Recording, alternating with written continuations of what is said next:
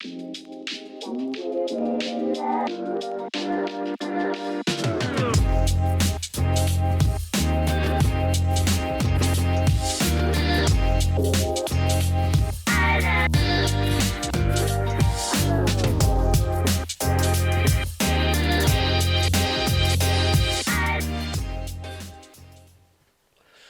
welcome to All Good Points, your weekly cannabis news show. I'm Paul North. I'm George. And we want to do this episode lying down. I nearly failed at saying my own name there. I stuttered over my own surname. That's the kind of... Did you even get your surname out? You didn't, did you? You just, no, I'm George. I didn't. No, no. I'm George. Well, that's a good start, Joe. It's what could be argued as our strongest start to All Good Points. Big news. A week of big news. Let's kick off with Cancard, something that we're both passionate about, and you've talked previously on the show about being a card holder. Have you lost it yet? Yeah, I did. I lost it. I told you that. I've got to get a new one already. Didn't you drop it down? Didn't you drop it down the floorboard when you were talking to Katya about it the other week? Yeah. Well done, mate. Bless you. Well, if the police come banging down my doors, I can always get a crowbar out and cut the floorboards and desperately try and find it.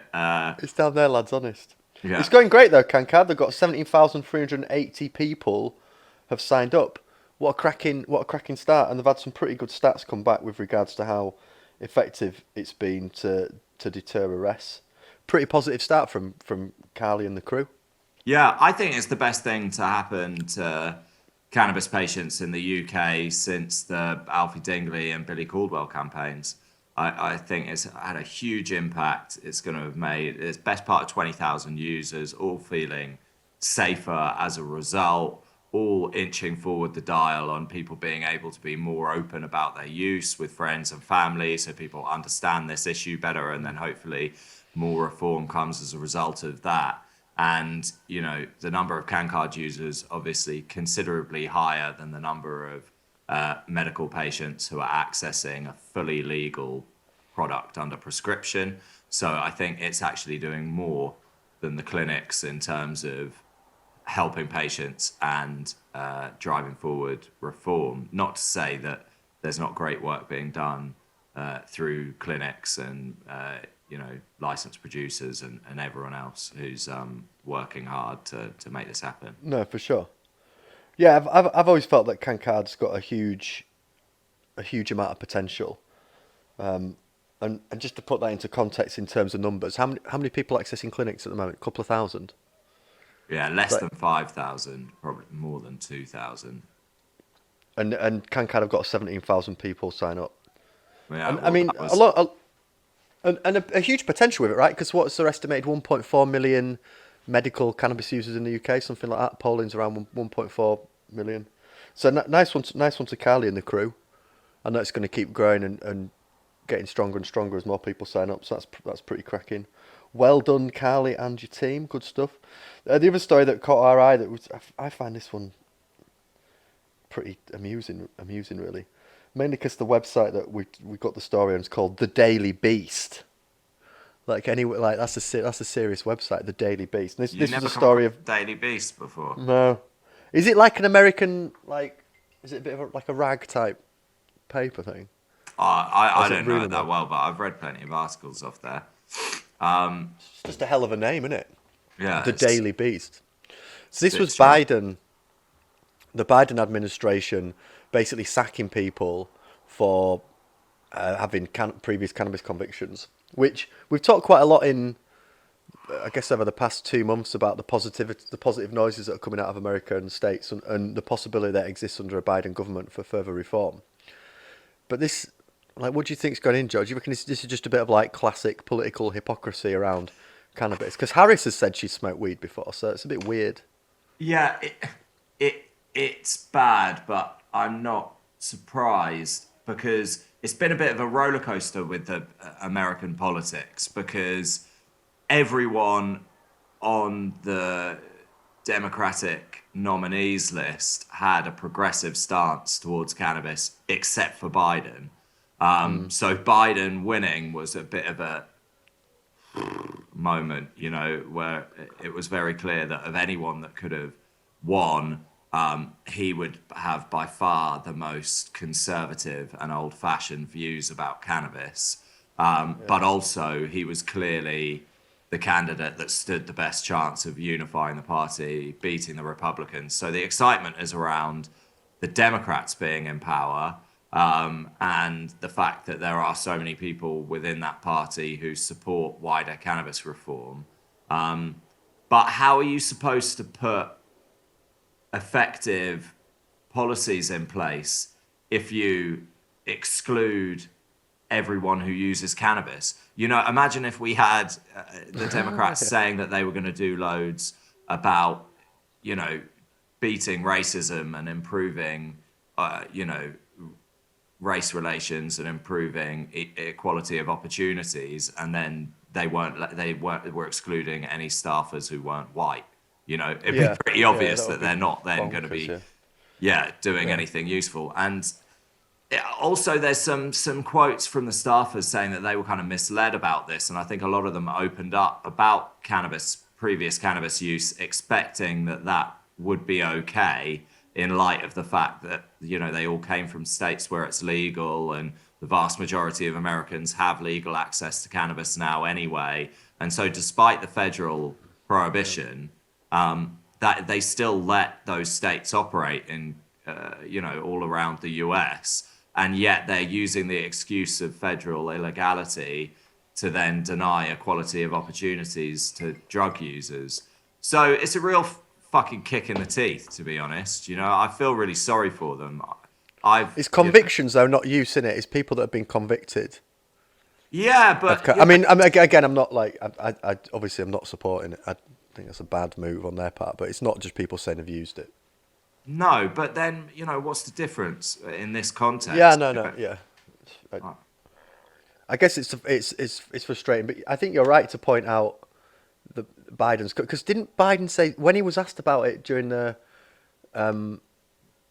when they were sort of picking I can't think of the word now, when he was sort of campaigning to be elected, his nomination, whatever it's called, my mind's gone blank. Yeah, we're crap. But it was today. Yeah, words. It's going to be some bad words. Well, not great words. Just keep things simple. That's my motto. And he was asked about what does he want to do on drug reform, and he said I want to make mandatory rehab for anybody that gets caught with a drug. He'd said some wild, which sounds progressive, but when you actually zone into it, you're like, oh, it's just some kind of forced camp that you're putting people on if they get caught with a substance. Yeah, forced rehab is just such a bad concept on so many levels. That is then impossible to actually implement in a way that's going to help anybody. Bonkers. Because the spend associated with it would be vast, and then you're spending a fortune on punitive attempts at treatment, and obviously all that money is money that could be spent on other things. It doesn't work anyway. It's stupid. Forcing anyone to do something around a pattern of behaviour is just bad. Yeah, you've been in treatment. Concept. You know that it's all about the least useful thing you could possibly do. Yeah, someone is never going to sort out their addiction problems unless they sort out their addiction problems. They need a lot of help and support, but it always has to come from the individual. Big time. So he's hardly that progressive as an individual, is he? He's not really No. So maybe it's just because something that's mucked down from him. A drug conviction doesn't mean you have a drug problem either. Yeah, of course. Yeah. In most cases, it just means you've been quite unlucky compared to people that you're knocking around with. So disappointing from Biden. Not a great look. I don't think on their part. Staying on the states, New York seem to be advancing with regards to their plans to legalise. It's not quite there yet. Sounds like there'll be more. Maybe I think we'll be putting this out early next week. So maybe by the time this goes out, they'll have progressed discussions a bit. But it looks like it's very, very likely that New York's going to go full rec, something like a $2.5 billion cannabis market per year. So that's positive. New York's big potential. That'd be a huge, huge market. It's the closest New York's ever been, and this has been going on for a few years, and they hadn't found anything that was going to be agreed enough to be put, to a vote and get this close, and now they are this close. Although, as is always the way with cannabis, it's at the mercy of larger political issues. The governor's career seems to be on the line at the moment. New York, couple of things going on. Whole economy is down the pan, and there are bigger things going on. So, as with Mexico, it's a slow-moving beast, and you just see like every week a new article. Mexico's legalizing, New York's legalizing, but the process in both jurisdictions is very political and very drawn out. Someone tells me every week that Mexico's legalized. Yeah, I know. They must have legalized my mum 50 times Mexico's now. Legalized. I'm like, yeah, well, I know. Who would have thought that an ongoing one country story could legalize cannabis that many times? They just want the attention. They just want that story over and over again, don't they? Bless them. There's the details of the model for New York doesn't seem like it's out there, but there are a few kind of like key points that have been highlighted for the New York bill. There's the 10 existing medical cannabis operators could operate 3 adult use stores, co-locating them with 3 of their dispensaries. That's interesting. And the existing medical cannabis companies could also double their current number of dispensaries from 4 to 8, provided that 2 are in underserved areas. Cannabis products will be taxed at 13%, 9% of which will go to state coffers and 4% will go to the localities. And a wholesale tax will be imposed based on product potency, reaching as high as 3% per milligram of THC. I mean, I don't know how I feel about the sort of it's basically a sin tax, that, isn't it? It's like the higher potency products, then you get taxed. I'm not really into that concept. If I was like designing it for me, obviously, I don't think I'd have that stuff in there. But let's go there. Yeah. But I do think it's a fair enough political compromise, taxing on potency. I think there's another story that we might get onto about the proposed potency cap in Florida. Yeah, Florida. And I think, tax based on potency makes a lot more sense than a cap. Tax based on potency does have some issues because a lot of people need high potency products, and then question is whether you're penalizing them. And that's all about, I guess, trying to balance having an effective medical system, but alongside a recreational system, so all the medical users aren't, having to go through and get higher tax products, which are being higher taxed to deter potentially problematic recreational use. So it all gets a bit complicated. But, we do it with spirits versus beer and wine, and it works quite well, and it makes sense that whiskey's more expensive than beer, in my opinion. Yeah, I guess I just saw that affect disproportionately affect certain communities. I guess with alcohol, what I saw is vulnerable groups who typically, due to, and I know alcohol and cannabis are very different. I'm not trying to do a direct comparison with the two drugs, but on a policy level, what would happen is the problematic street drinkers who are very physically dependent, needing to consume a certain amount of alcohol a day just to alleviate a horrendous life-threatening physical withdrawal, they would have to drink the kind of sharper end of the spectrum with regards to potency, strength. So drink like special brews and stuff like that, or just straight out spirits, and that would kind of hammer them quite a bit. Whereas like the general population would be less bothered because they'd be like, yeah, I mean, they're not drinking spirits like every day, every night. Do you know what I mean? Sort of not have that. So I guess, I agree with you that a potency tax is preferable to a potency cap, which is what they're suggesting in Florida, isn't it? This was the other story. They're kind of saying there's a controversial bill aimed at capping the amount of THC in medical cannabis. Now, the bit that I find particularly ridiculous about that is, for medical cannabis, particularly for alleviation of pain, you need high levels of THC. Like that just seems like quite a cruel policy on groups that will be using medical cannabis to alleviate quite severe conditions. That seems a pretty archaic. That doesn't feel very progressive. So it's very much against that. It's just the tax on potency. I just hope that doesn't disproportionately affect people who are using sort of higher levels, whether that be for medical reasons or maybe they've got problematic It relationships. will, though, but then you get into the whole conversation around taxation of nicotine and tobacco products, which is very popular in the UK, that sin tax. But the Yeah, reality is that if you're, in treatment or, mental health provision or whatever, and you're dealing with people with complex multiple health needs who also have an addiction problem, and then the idea is that you're somehow helping that person's health by making them considerably poorer, and that somehow by making them much poorer, you're going to convince them that smoking is a bad idea.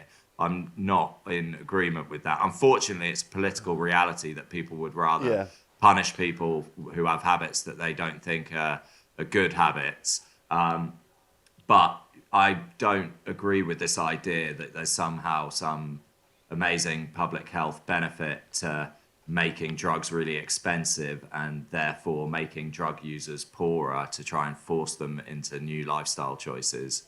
Not yeah. into it. I'm not into No, it with no, sugar no, no. or fags or booze or any of it. But I do think it's much better to have a regulated market which people who don't consume those products agree with and see the benefit in because they're high tax income products. It's Yeah.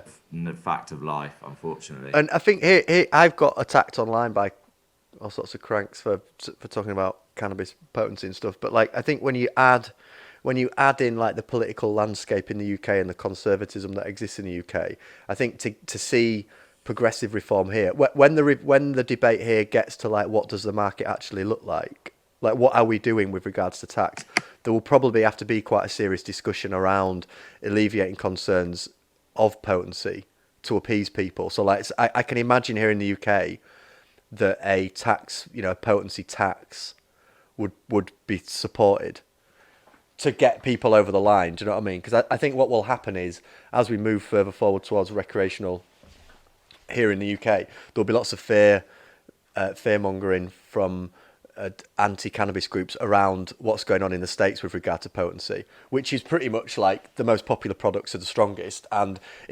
what it looks like when you look at that American model is the stronger the product you can make, the better received it is. Do you know what I But mean? we're already that's in the mass market, and we're already seeing a Yeah, shift in Canada, where a lot of the small batch craft, producers, even if they're slightly larger LPs, but still, smaller batch, they're starting to see a lot of success in the sort of 13 to 20% THC, but with much higher terpene flavonoid content, where people have, there's a pungent aroma and there's a really nice association with it. And then they're actually reporting stronger effects, even though the THC limit is lower. So I think there's a rush when the market establishes and there's a lot of supply side pushing the stronger yeah, products, a lot of people trying to get that potency up and push those products. But I think that's a short term trend that will die off to a certain extent when there's a wider available of yeah. better quality. You can see why though, can't you? Because that's the only measurable marketing tool you've got is to say how strong your product is. Do you know what I mean? It's like when knowledge of cannabis as a product is not widely known, all you've really got to go off is well how much THC is in it, and maybe what the point you're making about like actually you can have. It's not just about THC. There's much more going on. You can have lower THC contents, but maybe a superior experience. But I guess the knowledge isn't out there in the community as yet. So it's just all focused on like, well, how strong is it? How much THC has it got in it, rather than like that sort of more broader knowledge about it. But the THC, the Florida THC cap, terrible idea, right? We're both agreed on the like, don't Yeah, cap THC levels, especially particularly if it's not a at medical market. 10%. It's just Yeah, that's odd just because people will just smoke more, and smoking isn't good for you in general, having smoke in your lungs. So if there's only 10% THC, there's instead of 20%, there's 10% more just plant matter in there. So yeah. it's odd. It's people who don't understand cannabis. Why I'm is there pretty so many sure. odd? There's a lot of odd stories, isn't there? This week, the Biden thing's pretty odd. That's kind of weird. This THC cap is pretty. It's all like it's like all old American news. It's basically what Yeah. we've got going on here, George. There's Or this, the American Safe Act thing. This is another thing that keeps coming up that we talked about previously. Is the Safe Act. Sounds like there's progression there. Like you know, it will advance in the House before legalization. Congressman is saying, which I guess that needs to go through. The sort of banking restrictions that exist in the states. Pretty archaic. The fact that you've got legal operated businesses that can't bank the money feels pretty bad. So hopefully that'll keep tick over. The idea of that act is to protect the banks, isn't it? So that the cannabis industry can actually put money in them. Yeah, and I think it will expedite cannabis businesses in the US starting to have more of a global outlook when they become more legitimate operators. Well, they can invest. It's so difficult because of the Proceeds of Crime Act we have here. Like, it's very difficult for American companies to get involved in stuff that's going on this side because it's just all sorts of legal issues and worries. Yeah, and then that Proceeds of Crime Act stuff is weird though, because then you have companies like British American Tobacco making investments into Organogram, and you're like, what? Yeah, that is a fair. Yeah, we mentioned that the other week, didn't we? That's kind of odd. Yeah. Another ridiculous piece of legislation, the Proceeds of Crime Act. Anyway, the Met. This was a few days ago now. The Met may change their stop and search tactics. May change. Sort of suggests that actually they might just not do anything at all. But there's some chat of the Met changing the way in which they sort of stop and search people in London. I mean, I saw this story, and it's obviously a very, very, very important discussion, particularly because most of those stop and searches are around, disproportionately affects people from BME communities and a clear issue in the city. It's good to see a progressive discussion around particularly cannabis possession. So the article, this is in The Guardian, the Met Police could change how it deals with cannabis possession amid concerns stop and search powers damage community relations and yield little in the way of illegal drugs. Part of plans drawn up by the London Mayor to ease the race crisis engulfing policing. I mean, I guess the main question I have is, change it to what? Like, what does it... Yeah. Like, that's good. That's great. And searching everyone. What's the... There's nothing... There's no real details at this stage around what that could end up looking like, and for me that's the crucial conversation. It's also odd because it's coming along at the same time that they're talking about expanding stop and search for knives. So the stop and search, the problem you've got is sometimes unconscious bias in the police officers who are then going and implementing using those powers. So they're going to be using their unconscious racist bias, whether they're looking for knives or for cannabis. And I'm very anti stop and search, apart from in quite limited circumstances. Where there is a genuine, when you've actually got a genuine reason to suspect that someone's about to commit a serious crime. Again, I'm failing with words today, but the problem... No, words are difficult, George, at times. They are. They're really tough.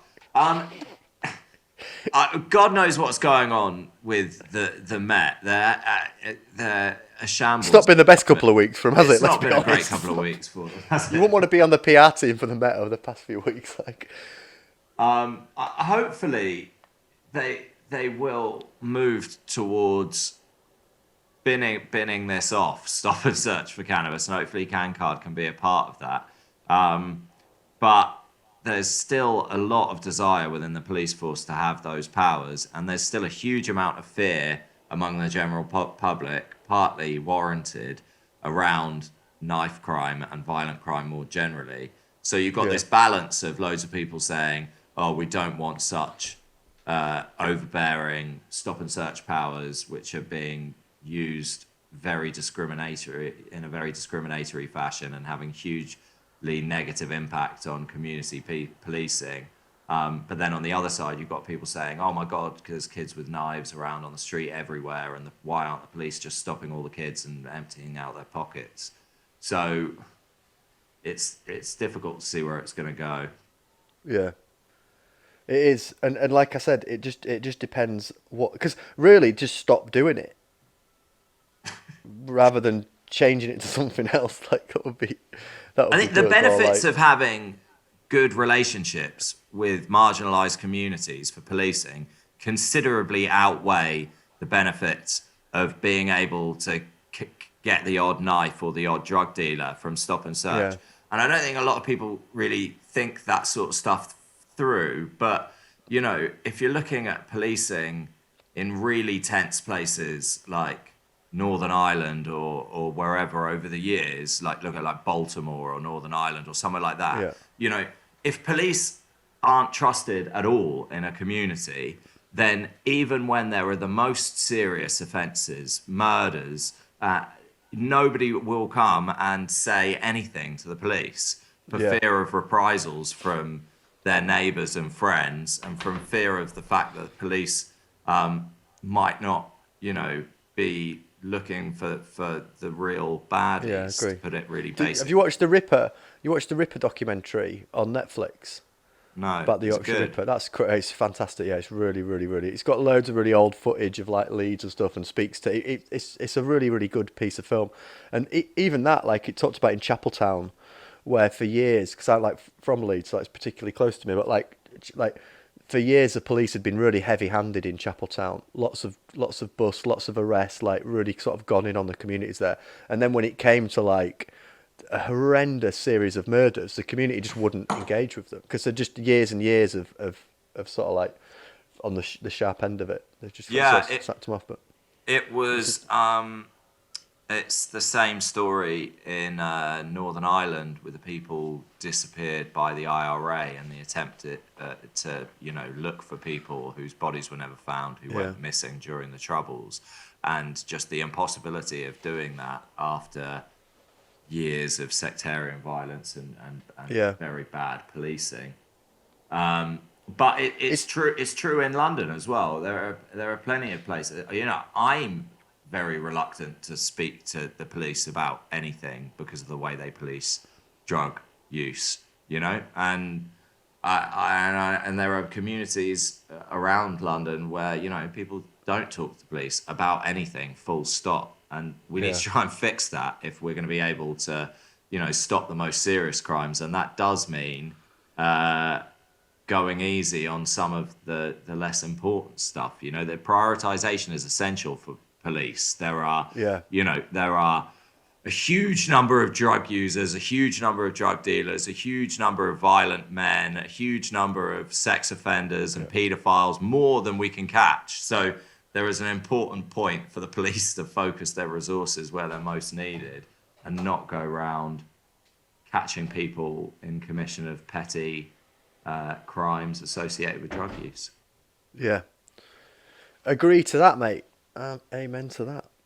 And on that bombshell, that's 30 minutes of me and you struggling with words and talking about cannabis.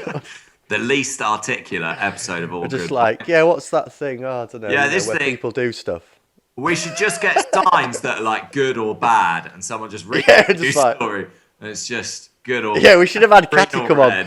Catchy could have gone and read it, and we just like go like that, just like visual cues as to like. Easy. Maybe we'll do that next week, mate. Because it's been a long week, hasn't it? Yeah, it has been a long week. We're there's some more political discussions around cannabis in the UK, which I suppose we can't talk about that much, but we've both been busy trying to move the dial a bit in the UK, and there's maybe we can chat about that next week if we're allowed. Maybe we have a let's do that. We so stay tuned for next week for behind the scenes cannabis chat. We'll let you know. Lobbying in action. Lobby in action. Well, good to chat, mate. Thanks for taking the time out. Thanks to people for listening to our news ramblings, and we'll catch you next time.